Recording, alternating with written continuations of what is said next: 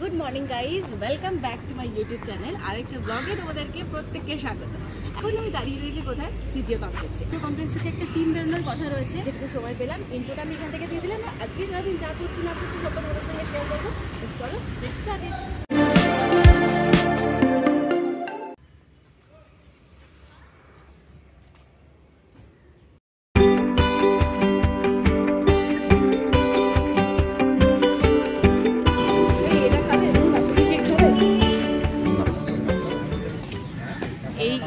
দাদা এই কেকটা কত করে গো? তুমি নেবে মোহিত ভাই? না, বের করো বের করো। নিচ্ছি দাদা একটা।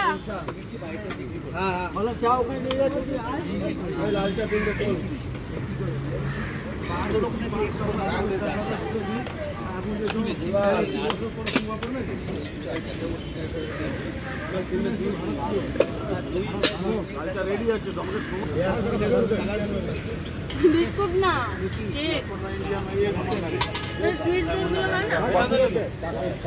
ক টাকা দেবো ফেরত?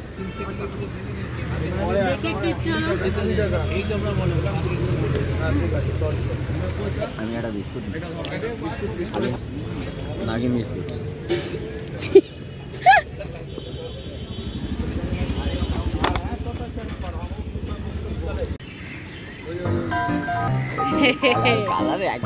একই কালার, দুজনেই পাশাপাশি হাঁটছে। পুরনো বন্ধুত্ব মনে হয়, ওটাই হচ্ছে কথা। বিড়াল আর কুকুর পাশাপাশি বসে আছে, এটাই অনেক। এবং ও দেখো বসে আছে কিরকম, ওই দেখো দারুণ। এটা তো অন্য লেভেল। এটা কি সিন ভাই? বিড়াল কুকুরের যখন দোস্তি হয়, পেয়ার কা মিসাল, যখন এরকম সিন দেখতে পাওয়া যায় সত্যি ভালো লাগে। বিড়াল আর কুকুর তো সাপে নেউলের মতন অবস্থা সবসময় আমরা দেখতে পাই, কিন্তু এই সিনটা দারুণ। সকালে তোমাদেরকে বলেছিলাম যে সিবিআই এর টিম বেরোবে, আর এখন তো বেরিয়ে গেছে। আমরা রুবি জাস্ট ক্রস করলাম। একটা জিনিস তোমাদেরকে দেখাই যে কতটা রিস্কের সঙ্গে আমাদেরকে কাজ করতে হয়, না দেখি আমি পারছি না এটা।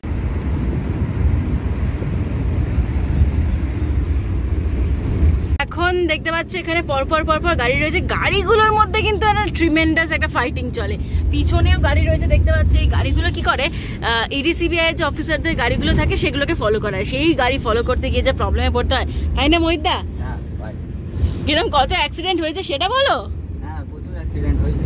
এই আমাদের বিনা সেফটি বেল্টে ক্যামেরা করতে হয়। একদমই এরকম ভাবে ক্যামেরা করে যেতে হয়। কন্টিনিউ কোথায় যাচ্ছে সেই সমস্ত রেকর্ডিং তো করতেই হয়। এরকম কত কনভয় ফলো করতে গিয়ে কত গাড়ি ড্যামেজ হয়ে যায়, কারণ এগুলো দেখা যাচ্ছে ডিজায়ার গাড়ি, সুইফট ডিজায়ার গাড়ি, আর যেগুলোর সেফটি সিকিউরিটি জিরো, একদম সেফটি থাকেই না, পুরোপুরি জিরো থাকে। আর তা নিয়ে টানাটানি চলে, প্রচন্ড রেশারেশি চলে। একবার বীরভূম থেকে ফিরছিলাম, সেই সময়তে কনভয় ফলো করতে গিয়ে আমাদের গাড়ির সামনে এটা একদম পুরো ধাক্কা খেয়ে যায়। আর মানে একটা গাড়ি যদি এখানে কোনোভাবে ডিসব্যালেন্স হয়ে যায় এদিক ওদিক করে স্পিডে, তাহলে পিছনের গাড়িগুলো দেশে ধাক্কা মারে, কারণ ওরা ফুল ফোর্সে থাকে। বুঝতেই পারছো কি রিস্ক নিয়ে আমরা এখন যাতায়াত করছি।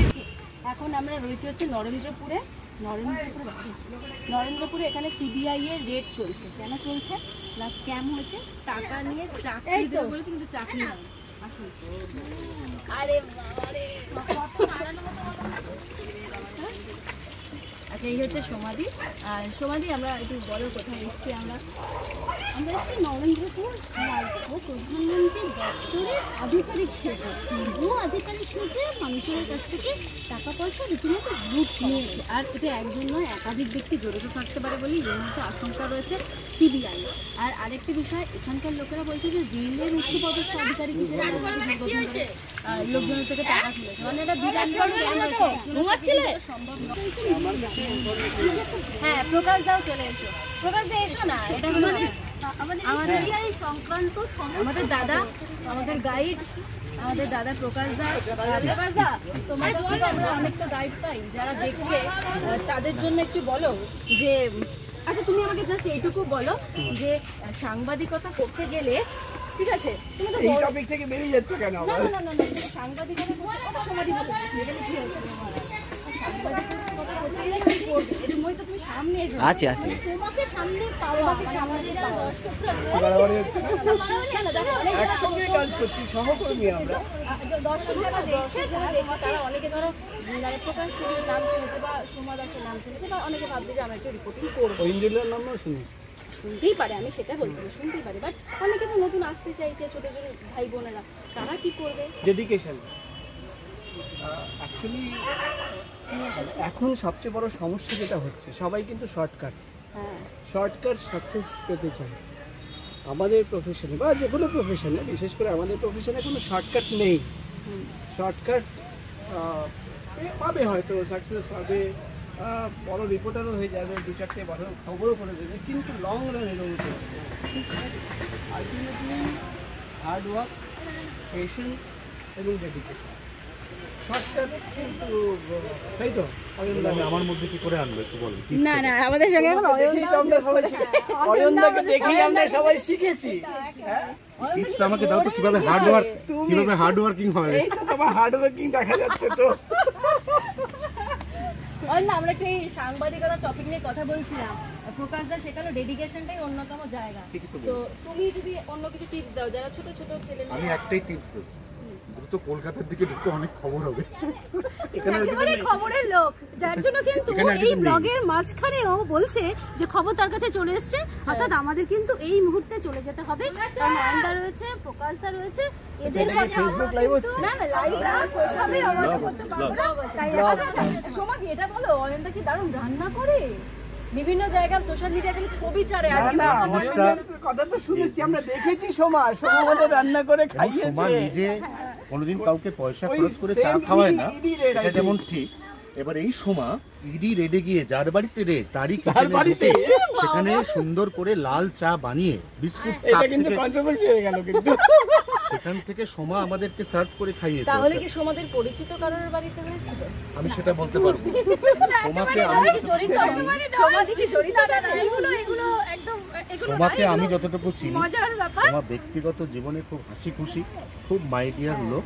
এবং সোমার ক্ষেত্রে যেটা বড় কথা, সেটা সিনসিয়ারিটির কথা যদি বলা হয়, সোমা কিন্তু অসম্ভব সিনসিয়ারিটির সঙ্গে TV9 চ্যানেল বহু বছর ধরে অত্যন্ত ডেডিকেটেডলি সকালের শিফটটা সামলায় একেবারে। এবং অয়নদা, অবশ্যই অয়নদা, প্রকাশদা এবং আমাদের ছোট্ট বোন ঐন্দ্রিলা, সবার ছোট,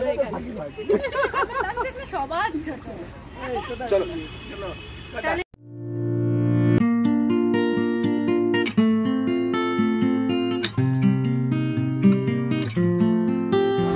এখন আমরা এসেছি হাটারিতে, আর যেটা খাচ্ছি দেখে সবাই ভাবতে হয় যে বিয়ার খাচ্ছি, বিয়ার নয়। আমি বিয়ার করি কারণ বাড়ির লোকরা দেখে ভাবছে এটা হচ্ছে কোল্ড বার, নন অ্যালকোহলিক। আর তার সঙ্গে নিয়েছি এখানে রাইস নুডলস রয়েছে, রাইস নুডলসের জন্য মঙ্গোলিয়ান চিকেন রয়েছে, ফিশের একটা আইটেম হচ্ছে ফিশ মাঞ্চুরিয়ান, আর এখানে রয়েছে আমাদের চিকেন ফ্রাইড রাইস। এতগুলো আইটেম খাবো, তো চলো।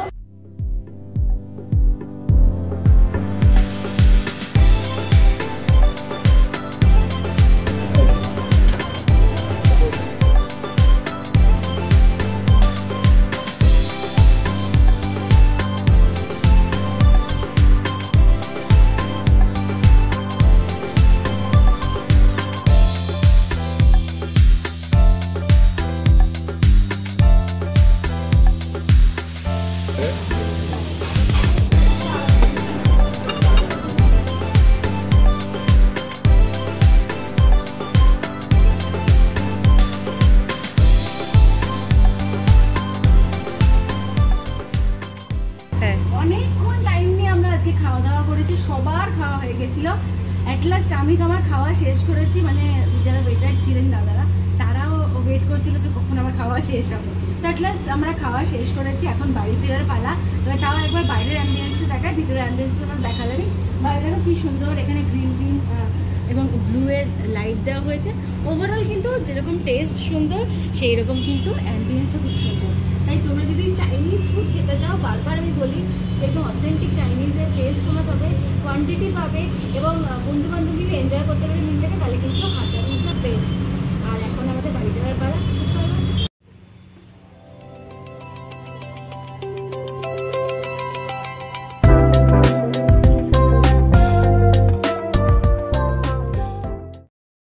যাই বলো না কেন আজকে কিন্তু বেশ মজা হয়েছে। তোমাদের তো একটা জিনিস বলতেই ভুলে গেছি, সায়ন্তনী আর সুপর্ণা এই দুই বন্ধু আমার। সায়ন্তনী হচ্ছে সাদা রঙের জামা পরা আর ব্ল্যাক কালারের টি শার্ট পরা হচ্ছে সুপর্ণা। দুজনেই ভারী মিষ্টি মেয়ে। ওদের সঙ্গে আজকেই আমার বাইরে প্রথম খেতে যাওয়া। এখন বাড়ি ফিরছি, আর এই বাড়ি ফেরার পথেই দেখতে পেলাম আমার প্রিয় ফুচকাওয়ালাকে।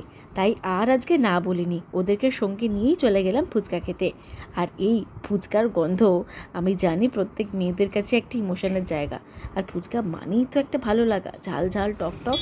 তো আজকে কিন্তু খুব বেশি ফুচকা খেতে পারিনি, তবে হ্যাঁ ফুচকার স্বাদও মিস করিনি। তো সারাদিন আজকে যা যা করলাম তোমাদের সঙ্গে শেয়ার করলাম। শুরু হয়েছিল সিজিও কমপ্লেক্স সল্টলেক থেকে, আর শেষ হলো একদম রুবির কাছে এসে ফুচকা দিয়ে। আজকে সারাদিন কীরকম লাগলো আমার সঙ্গে কাটাতে অবশ্যই কিন্তু তোমরা জানাতে আমাকে কমেন্ট সেকশনে ভুলো না। ভালো লাগলে একটা লাইক করে দিও, আর হ্যাঁ যদি আরও ভালো লাগে তাহলে বন্ধুদের সঙ্গে শেয়ার করো। দেখা হচ্ছে তোমাদের সঙ্গে নেক্সট ভিডিওতে। তোমরা খুব ভালো থেকো, সাবধানে থেকো, সুস্থ থেকো। টাটা।